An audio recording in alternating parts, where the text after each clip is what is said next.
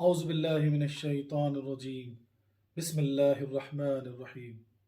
इन्नल्लाहा व मलाइकतहु युसल्लूना अलन नबी या अय्युहल्लज़ीना आमनू सल्लु अलैहि व सल्लिमू तस्लीमा। अल्लाहुम्मा सल्लि अला सय्यिदिना मुहम्मद व अला आलि सय्यिदिना मुहम्मद व बारिक व सल्लिम। मेरे पीर कामिल हज़रत मारूफ पीर मद्दिल आली फरमाते हैं, इश्क के बाजार में खुद को लुटा कर देख ले। इश्क के बाजार में खुद को लुटा कर देख ले, यार खुद मौजूद है पर्दा उठा कर देख ले। सुभान अल्लाह, सुभान अल्लाह। एक मर्तबा का वाक़या है, हज़रत निज़ामुद्दीन औलिया रहमतुल्लाह अलैह अपनी खानखा में जलवा अफरोज़ थे। आप बैठे हुए थे, एक सैयद साहब तशरीफ़ लाते हैं और आपसे मदद तलब करते हैं कि मेरी बेटियों की शादियां हैं और मुझे पैसे की ज़रूरत है। बहुत सारे लोगों से मैंने पूछा, सब ने मुझे बताया कि आपके यहाँ जो परेशान हाल हैं उनकी मदद की जाती है। तो मैं ये आस लेकर आपके पास आया हूँ ताकि कुछ माल मुझे मिल जाए तो मैं अपनी बेटियों की शादी कर सकूँ। हज़रत निज़ामुद्दीन औलिया रहमतुल्लाह अलैह सरकार फरमाते हैं, जी सैयद साहब, आप मेरे मेहमान ठहरे और आज खानखा में जो भी नजराना पेश होगा वो आपका होगा।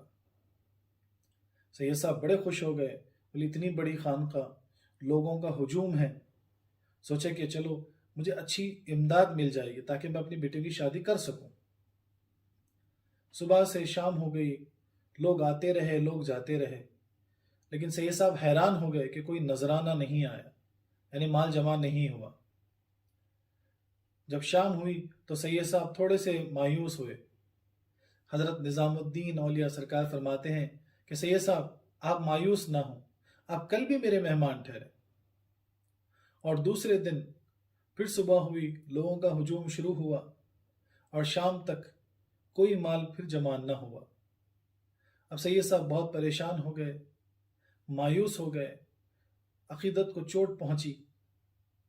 लेकिन हज़रत निज़ामुद्दीन औलिया सरकार फरमाते हैं, सैयद साहब आप परेशान मत हो, अपना दिल आजूदा न करें, आप एक दिन और मेरे पास मेहमान ठहरे, कल भी जो खानखा में नजराना आएगा वो आपका होगा। चुनाचे तीसरे दिन भी वही वाक़या हुआ। सुबह से शाम हो गई, लोगों का हुजूम आता रहा जाता रहा, लेकिन कोई माल जमा ना हुआ। अब सैयद साहब की अकीदत टूट चुकी थी, बहुत मायूस हो चुके थे और आप निज़ामुद्दीन औलिया सरकार के पास जाते हैं और जाने की इजाज़त तलब करते हैं।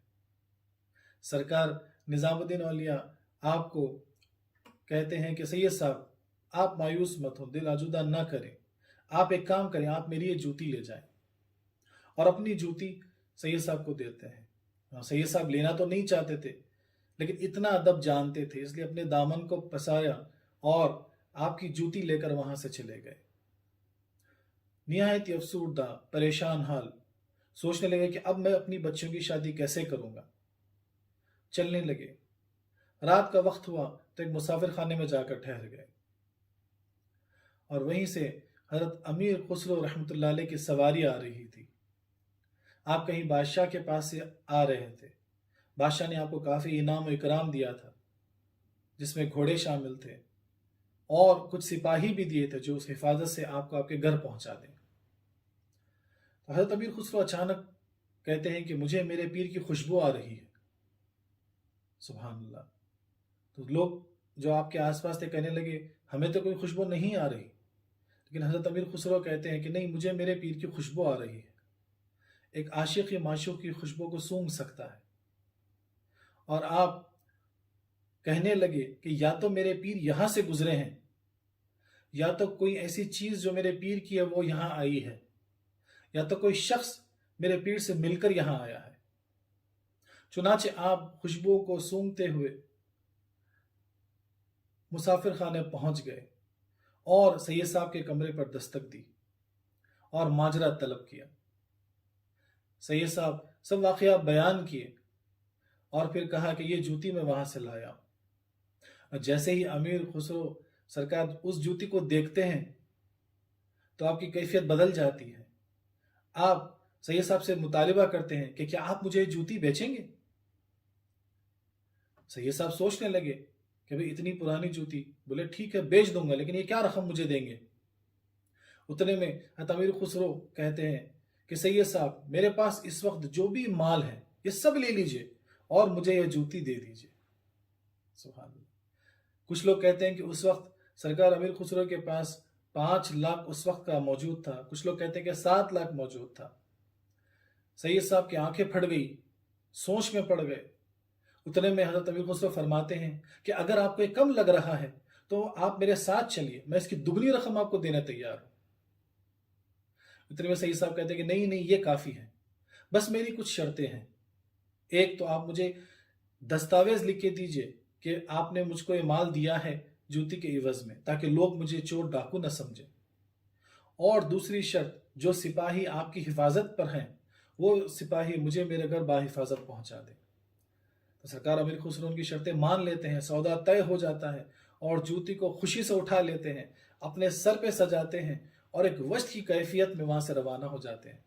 सुभान अल्लाह।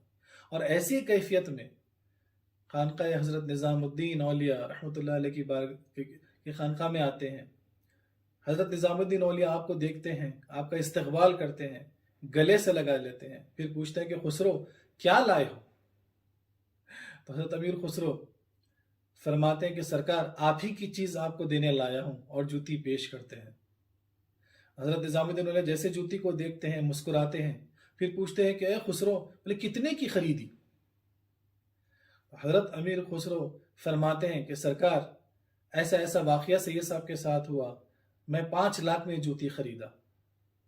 तो हज़रत निज़ामुद्दीन औलिया फरमाते हैं कि बस इतना ही। हज़रत अमीर खुसरो कहते हैं कि सरकार मैं तो इसकी दुगनी रकम देने तैयार था, लेकिन सैयद साहब वो रकम लेकर चले गए। तब निज़ामुद्दीन औलिया सरकार फरमाते हैं, खुसरो बड़ा सस्ता सौदा किया तूने। सुभान अल्लाह। हमारी अक्लें के हिसाब से ये कोई सस्ता सौदा नहीं था, लेकिन एक पीरे कामिल ने कहा और एक आशिक मुरीद ने सुन लिया, समझ गया, फिर कहने लगा छाप तिलक सब छीन ली मुझसे नैना मिलाई के। सुभान अल्लाह सुभान अल्लाह। ये जो इश्क की कैफियत है ये अक्ल में समा नहीं सकती, ये इश्क के सौदे हैं जो आशिक ही समझ सकते हैं। तो ये इश्क क्या है? सूफिया इकराम 2 तरह की मोहब्बत का जिक्र करते हैं। एक जिसका नाम मोहब्बा है, आम तरह की मोहब्बत, किसी से हो जाना, ये आर्जी है, जुज़वी है, एक पल में होती है और एक पल में नहीं। आप इसके काबू में नहीं रहते, ये आप पूरी तरह बेकाबू नहीं होते। इसमें हवस पोशीदा होती है, ना इसमें शिद्दत होती है, ना इसमें गहराई होती है। ये वो आग नहीं जो जलाकर आपको बदल सके, इसमें वो नोयत ही नहीं होती जो आपके वजूद को बदल सके। और दूसरी तरह की मोहब्बत जो मुस्तनद रहने वाली, सूफी इकराम इसको इश्क कहते हैं। जिस्म, दिमाग और रूह तीनों जिहतों का अहाता किया हुआ है इश्क। सुभान अल्लाह। ये एक फारसी लफ्ज है। एक शख्स जो लेक्सिकोग्राफर जोहरी इश्क का मतलब बताते हैं कि शिद्दत मोहब्बत हो जाना, यानी शिद्दत मोहब्बत ही इश्क है।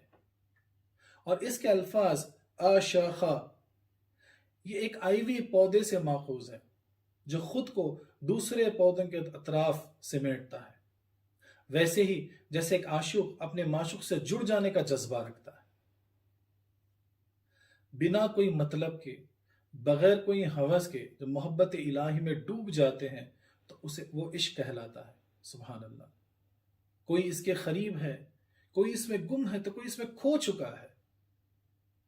इमाम गजाली रहमतुल्लाह अलैह फरमाते हैं कि नबी करीम सल्लल्लाहु अलैहि वसल्लम एक हदीस बयान फरमाते हैं इश्क के ताल्लुक से। आप सल्लल्लाहु अलैहि वसल्लम कहते हैं कि अगर कोई शख्स को इश्क इलाही महसूस होता है और वो पाक है और उसको पोशीदा रखता है, और ऐसी ही कैफियत में अगर वो मर जाए तो वो शहीद के मर्तबे पर मरेगा। सुभान अल्लाह सुभान अल्लाह। इश्क उनके लिए है जो सब कुछ कुर्बान करने तैयार हो। اللہ تبارک و تعالیٰ کے جتنے رسول گزرے، جتنے نبی گزرے، جتنے پیغمبر گزرے، جتنے ولی گزرے، سب عاشق تھے اللہ کے۔ ایک مرتبہ کا واقعہ ہے، حضرت ابراہیم علیہ السلام کے دور میں جب جبرائیل امین اللہ تبارک و تعالیٰ کی اجازت سے حضرت ابراہیم علیہ السلام کو آزمانے کے لیے آتے ہیں۔ حضرت ابراہیم علیہ السلام کے پاس بہت بڑا ریوڑ تھا، کوئی کہتا ہے کہ 1000 بکریوں کا ریوڑ تھا، کوئی کہتا ہے کہ 3000 بکریوں کا ریوڑ تھا، اور آپ اس وقت بکریوں کو ریوڑ کو چرا رہے تھے۔ تو جبرائیل امین انسانی شکل میں وہاں آ جاتے ہیں اور اللہ کی تسبیح، اللہ کا ذکر کرتے ہیں۔ کسی نے کہا آپ نے اللہ کا ذکر کیا، تو کسی نے کہا کہ آپ نے وہ تسبیح پڑھی جو ہم اکثر تراویح کے درمیان پڑھتے ہیں، سبحان اللہ ذی الملک والملکوت، سبحان اللہ ذی العظمت والعزت والعظمت والحیبت والقدرت والکبریاء والجبروت۔ جیسے ہی جبرائیل امین وہ تسبیح پڑھتے ہیں، وہ اللہ کا ذکر کرتے ہیں، ابراہیم علیہ السلام کی کیفیت بدل جاتی ہے۔ ہم بھی تو محبوب کا نام 1000 دفعے اپنی کانوں سے سنتے ہیں، لیکن ہم پر وہ کیفیات، ہمارے وجود میں وہ وسعت پیدا نہیں ہوتی۔ ابراہیم علیہ السلام بے چین ہو گئے، جبرائیل امین کے پاس پہنچ گئے، بولے اے شخص بتاؤ کیا ابھی آپ نے میرے محبوب کا ذکر کیا تھا؟ جبرائیل امین بولے جی ہاں۔ تو ابراہیم علیہ السلام بولے کہ کیا تم مجھے پھر سے میرے معشوق کا ذکر کر کے سنا سکتے ہو؟ جبرائیل امین بولے پہلی مرتبہ جب میں ذکر کیا تو میری مرضی سے کیا، اور اس بار اگر کروں گا تو آپ مجھے کیا دو گے؟ تو ابراہیم علیہ السلام بولے کہ یہ جو ریور ہے اس کا آدھا حصہ آپ لے لو۔ پھر جبرائیل علیہ السلام اللہ کا ذکر کرتے ہیں، تسبیح بیان کرتے ہیں، ابراہیم علیہ السلام کی کیفیت بدل جاتی ہے، آپ وقت کی کیفیت میں آ جاتے ہیں، اور جب جبرائیل امین جانے لگتے ہیں تو آپ پھر ان کو پکڑ لیتے ہیں، بولتے ہیں کہ پھر سے مجھے میرے معشوق کی وہ تسبیح سنا دو، وہ ذکر سنا دو۔ جبرائیل امین بولتے ہیں کہ اس بار کیا دو گے؟ ابراہیم علیہ السلام کہتے ہیں کہ یہ جو آدھا ریور بچا ہوا ہے بولے یہ بھی لے لو۔ سبحان اللہ۔ تو جبرائیل امین جب اللہ کا ذکر کرتے ہیں، تسبیح بیان کرتے ہیں، تو پھر آپ میں وہ کیفیت، وہ سرور پیدا ہو جاتا ہے، اور جب جبرائیل امین جانے لگے تو پھر آپ کو پکڑ لیتے ہیں، کہتے ہیں کہ ایک بار اور میرے معشوق کا ذکر کر دو، وہ تسبیح بیان کر دو۔ ہائے ہائے ہائے سبحان اللہ۔ جبرائیل امین پلٹ کر پوچھتے ہیں کہ اس بار کیا دو گے؟ ریوڑ تو پورا دے چکے۔ تو قربان جائیں، ابراہیم علیہ السلام فرماتے ہیں کہ پورا ریوڑ تو دے دیے، لیکن اس ریوڑ کو چرانے کے لیے تمہیں چرواہا بھی تو لگے گا۔ مطلب تم میرے معشوق کی تسبیح بیان کرتے رہو، ذکر کرتے رہو، اور میں تمہارا غلام بن کر تمہارے بکریوں کو چراتا رہوں گا۔ سبحان اللہ سبحان اللہ۔ بس یہ کہنا ہی تھا، رحمت جوش ماری، جبرائیل علیہ السلام اپنی اصل میں آ گئے اور کہیں بے شک آپ اللہ کے خلیل اللہ ہیں، آپ اللہ کے سچے عاشق ہیں۔ سبحان اللہ سبحان اللہ۔ ایسی محبت جو جذباتی ہو، ایک دن آپ محبت میں ہو اور دوسرے دن آپ حسد کی کیفیت میں ہو، بغض کی کیفیت میں ہو، کینہ کی کیفیت میں ہو، تو یہ عشق نہیں ہے۔ عشق میں ایک بہت گہرائی ہے، ہمہ وقت اپنے معشوق کے طواف میں رہتا ہے عشق۔ سبحان اللہ۔ یہ دکھاوا نہیں ہے، یہ آپ کی شخصیات کو بدل دیتا ہے، پھر آپ کی شخصیت سے ہوتے ہوئے یہ آپ کا وجود بن جاتا ہے۔ سبحان اللہ۔ عشق ایک ایسی کیمیائی تبدیلی ہے جو آپ کے انا کو ختم کر دیتی ہے۔ بن شراب کے ہمہ وقت نشے میں رہتے ہیں عاشق، اور جو عشق کرتا ہے وہی اس کا مزہ چکھ سکتا ہے، وہی اس کو سمجھ سکتا ہے۔ ایک ایسی بے خودی جس میں حق، یقین اور عقیدت، صداقت اور صفائے خلق کی چاشنی میں بار بار گندک کیا جاتا ہے۔ لفظ عشق بولیں تو صوفی عارفوں کے کلام، ان کی موسیقی اور ان کے جادوی رس کے دروازے ہم کھول دیتے ہیں۔ خلق کی اور روح کی گہرائیوں کو چھونے والی انتہائی اشتعال انگیز شاعری عشق کے بارے میں تحریر کی گئی ہے، اور عاشق بننا ہے تو ایک کوانٹم لیپ لینا ہوگا۔ یہ ایک غیر عقلی، غیر حسابی اقدام ہے، اور جو حساب کتاب میں رہ گیا وہ بازار کا حصہ بن کر رہ گئے، وہ مجازی دنیا میں رہ گئے۔ اس لیے کہنے والے نے کیا خوب کہا ہے، عشق کی تیرا مقصد حیات ہے اے آدم، عشق ہی تیرا مقصد حیات ہے اے آدم، نماز مومن کی اذاں یہی تو ہے، نماز مومن کی اذاں یہی تو ہے، جان رہتے جان لے اگر یہ راز تو، کامیابی روز محشر ہے منتظر۔ سبحان اللہ، سبحان اللہ۔ قرآن پاک میں سورہ بقرہ میں آیت 165 میں اللہ تبارک و تعالیٰ فرماتے ہیں وَالَّذِينَ آمَنُوا اشد حب للہ، سبحان اللہ، یعنی اور ایمان والے ہر شے سے زیادہ اللہ سے شدت سے محبت کرتے ہیں، سبحان اللہ۔ ہمارا ایمان یہ ہے کہ ہم بن دیکھے اللہ کو مانتے ہیں، اور جب ایمان کامل ہوتا ہے، کمالات کے درجے پر پہنچتا ہے، عشق انتہا، عشق شروع ہوتا ہے، اور جب عشق پروان پر چڑھ کر انتہا پر پہنچتا ہے تو ہر جہاں جلوے ہی جلوے نظر آتے ہیں، سبحان اللہ۔ لفظ عشق میں 3 حروف ہیں، عین، شین اور خوف۔ عین سے کسی نے کہا کہ عبادت ہے، ایسی عبادت جو محبت ہے، جو محبت بن جائے۔ تو کسی نے کہا عین سے انا ہے، جس کو آپ عشق کی پہلی سیڑھی پر ہی چھوڑنا پڑے گا، ترک کرنا پڑے گا۔ شین سے کسی نے کہا کہ شوق ہے کہ ہمہ وقت اپنے عشق میں اضافہ کروں۔ تو کسی نے کہا شین سے شک ہے کہ کہیں میری محبت کم تو نہیں میرے معشوق کو منانے میں، سبحان اللہ۔ دونوں میں اپنے معشوق کا قرب حاصل کرنے کی طرف اشارہ ہے۔ اور خوف سے قربانی ہے، یہ وہ عشق کا مرحلہ ہے، یہ وہ عشق کی انتہا ہے جہاں عاشق اپنے معشوق کے لیے کچھ بھی قربان کرنے تیار ہے، کچھ بھی دینے تیار ہے، کچھ بھی کرنے تیار ہے۔ نبی کریم صلی اللہ علیہ وسلم فرماتے ہیں کہ جب تک تم اپنے والدین سے زیادہ، اپنی اولاد سے زیادہ اور کوئی بھی شخص سے زیادہ مجھ سے محبت نہیں کرتے، تم مومن نہیں ہو۔ اللہ اکبر۔ اور یہی درجہ کمال صحابہ کرام کو حاصل تھا۔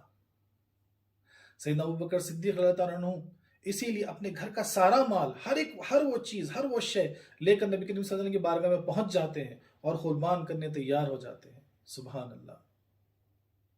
اس لیے صحابہ کرام ہمہ وقت یہ کوشش میں لگے رہتے تھے کہ کیسے نبی کریم صلی اللہ علیہ وسلم کا قرب حاصل کریں، کیسے اپنے معشوق کو منائیں۔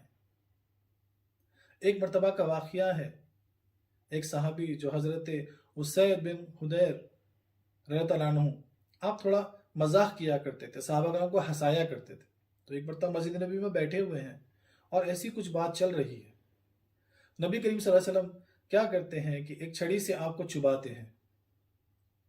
تو حضرت اسید نبی کریم صلی اللہ علیہ وسلم کی طرف پلٹ جاتے ہیں اور کہتے ہیں کہ مجھے بدلہ چاہیے۔ جتنے صحابی موجود تھے سب دنگ ہو گئے، سب حیران ہو گئے۔ نبی کریم صلی اللہ علیہ وسلم بدلہ دینے کے لیے تیار ہو گئے، لیکن پھر حضرت اسید کہتے ہیں کہ نہیں، آپ نے تو مجھے بنا خمیز کے چبائی تھی، آپ تو خمیز پہنے ہیں۔ اب صحابی تھوڑا حیران ہو گئے، کچھ تھوڑا غصے میں آ گئے، لیکن نبی کریم صلی اللہ علیہ وسلم جیسے ہی اپنا خمیز اٹھائے تو حضرت اسید آپ کو لپٹ گئے اور مہر نبوت کو بوسہ دے دیا اور کہا کہ یہی میرا مقصد تھا۔ سبحان اللہ، سبحان اللہ۔ کیا پیارا انداز ہے ایک عاشق اور معشوق کے درمیان۔ یہ وہ عشق ہی ہے جو کوئی مکتب میں سکھایا نہیں جاتا، یہ پیر کامل کے در سے حاصل ہو سکتا ہے۔ سبحان اللہ، سبحان اللہ۔ عشق کے دو طرح کے عشق بتائے گئے ہیں۔ ایک عشق مجازی، یعنی خدا کی کوئی مخلوق سے عشق ہو جانا، محبت ہو جانا، جس میں نفسانی اور جسمانی لذت شامل ہو سکتی ہے۔ لیکن صوفیہ کرام بتاتے ہیں کہ عشق الہی یا عشق حقیقی، خدا سے محبت ہونا، یہ ایک ایسا درخت ہے، اور عشق مجازی اس کی شاخیں ہو سکتی ہیں، اور ایک پیر کامل کے قرب سے یہ عشق مجازی تبدیل ہو سکتا ہے عشق حقیقی میں۔ سبحان اللہ، سبحان اللہ۔ صوفیہ کرام کئی طرح کے طریقے بتا چکے ہیں کہ کیسے اپنے عشق کو پروان چڑھایا جا سکتا ہے، کیسے عشق حقیقی میں ہم کامل ہو سکتے ہیں۔ سبحان اللہ۔ تصوف ایک انسانی شعور میں بڑی بڑی تبدیلی ہے، اور یہ شعور کو بدل کر، یہ شعور کو پروان چڑھا کر عشق میں تبدیل کیا جا سکتا اور فنا اور بقا تک پہنچا جا سکتا، کیونکہ فنا میں ہی بقا پوشیدہ ہے۔ لیکن اگر آپ اپنی عقل کے حساب سے، اپنی انا کے حساب سے سوچتے ہیں اور اپنی انا کے حساب سے کام کریں گے یا فیصلے کرتے ہیں، تو پھر آپ عاشق نہیں ہو سکتے۔ جہاں انا ہے وہاں عشق نہیں، اور جہاں عشق ہے وہاں انا نہیں۔ اس لیے کہنے والے نے کیا خوب کہا ہے کہ عشق نازک مزاج ہے بے حد، عقل کا بار اٹھا نہیں سکتی۔ سبحان اللہ۔ حضرت امام غزالی رحمۃ اللہ علیہ اپنی کتاب کیمیاء سادات میں لکھتے ہیں کہ ذکر کے چوتھے اور آخری مرحلے میں عشق پیدا ہوتا ہے۔ یہ چوتھا اور آخری مرحلہ وہ ہے جہاں یاد الہی دل پر غالب ہوتی ہے، وہ کیفیت جہاں پر ذکر نہیں، ذکر کا مقصد آپ پر غلبہ رکھتا ہو، یعنی شے حق خود ہے، یاد نہیں۔ سبحان اللہ۔ اس مقام پر ایسی کیفیات عاشق میں پیدا ہو جاتی ہیں کہ اس کے قلب پہ معشوق کا غلبہ ہو جاتا ہے، اسے کچھ دکھائی نہیں دیتا، وہ خود کو بھی بھول جاتا ہے۔ صوفیہ کرام اس کیفیت کو بتاتے ہیں کہ یہ موجود نہیں والی کیفیت ہے، یہ غیر موجود والی کیفیت ہے، یہ فنا والی کیفیت ہے۔ ایک چھوٹی سی مثال سے میں آپ کو سمجھاتا ہوں کہ لیلا اور مجنو کا جو فسانہ تھا، مجنو لیلا کے عشق میں گرفتار ہو جاتا ہے، نہ اسے کھانے کی فکر، نہ اسے کپڑوں کا ہوش، نہ اسے لوگوں کی گالی سے فرق پڑتا تھا، نہ اسے لوگوں کے پتھروں سے درد ہوتا تھا۔ ایسی وہ بے حال بے سختہ گھومتا رہا۔ کچھ وقت کے بعد لیلا کے پاس آتا ہے اور دروازے پہ دستک دیتا ہے۔ لیلا پوچھتی ہے کہ کون ہے؟ مجنو بولتا ہے کہ میں مجنو ہوں، دیکھ میں نے تیرے عشق کو کتنا پرواں چڑھا لیا، اب نہ کھانے کی فکر ہے، نہ کپڑوں کا ہوش ہے، نہ گالی اثر کرتی ہے، نہ مار کا درد ہوتا ہے، بس تیرے عشق میں بے ساختہ میں گھومتا ہوں۔ لیلا بولی کہ نہیں، ابھی تجھے عشق کو اور پروان چڑھانا ہے، جا پھر پروان چڑھا کرا۔ مجنو چلا جاتا ہے۔ کچھ عرصے کے بعد وہ پھر آتا ہے اور لیلا کے دروازے پہ دستک دیتا ہے۔ لیلا بولی کون ہے؟ مجنو بولا میں مجنو ہوں، میں نے اب تیرے عشق کو اتنا پرواں چڑھا لیا کہ ہر جگہ مجھے تو ہی دکھائی دیتی ہے، مجھے لیلا ہی لیلا نظر آتی ہے۔ لیلا بولی نہیں، تجھے اپنے عشق کو اور پروان چڑھانا ہے۔ مجنو پھر چلا گیا، گھومتا رہا۔ کچھ عرصے بعد آیا، لیلا کے دروازے پہ دستک دی۔ لیلا نے پوچھا کون ہے؟ مجنو بولا میں لیلا ہوں، اب میں نے تیرے عشق کو ایسے پرواں چڑھا لیا کہ ہر جہاں مجھے تو ہی تو دکھتی ہے، خود میں بھی مجھے تو ہی نظر آتی ہے۔ سبحان اللہ، سبحان اللہ۔ صوفیہ کرام اس کیفیت کو جہاں عاشق خود اپنے آپ کو فراموش کر لیتا ہے، یہ غیر موجود والی فنا والی کیفیت ہے، اس کیفیت سے ہی وہ بقا ہو جاتا ہے۔ سبحان اللہ، سبحان اللہ۔ جب ہم انا کو چھوڑ دیتے ہیں تو عشق ہر سمت سے گھیر لیتا ہے، دلکشی سے شروع ہو کر انس میں بدل کر، پھر محبت میں تبدیل ہو کر، عقیدت کامل کے ذریعے عبادت کی لہروں پر سوار ہو کر جنون کی چاشنی میں عشق پروان چڑھتا ہے، پھر فنا ہو کر بقا ہو جاتا ہے۔ سبحان اللہ، سبحان اللہ۔ جنون عشق سے خدا بھی نہ بچ سکا اقبال، جنون عشق سے خدا بھی نہ بچ سکا اقبال، تذکرہ حسن یار میں سارا قرآن لکھ دیا۔ سبحان اللہ، سبحان اللہ۔ میں دعا گو ہوں کہ نبی کریم صلی اللہ علیہ وسلم کے صدقہ طفیل میں، میرے پیر و مرشد حضرت معروف پیر کے صدقہ طفیل میں مولا ہمیں عشق حقیقی کی چاشنی و لذت اس دنیا میں نصیب کرے، ہمیں سچا عاشق بنا دے اپنا اور اپنے حبیب پاک صلی اللہ علیہ وسلم کا. ہمیں فنا فی الشیخ کی منزل پھر فنا فی الرسول اور فنا فی اللہ کی منزلوں سے ہمیں جو ہے کامیابی عطا کرے. وآخر دعوانا ان الحمد للہ رب العالمین.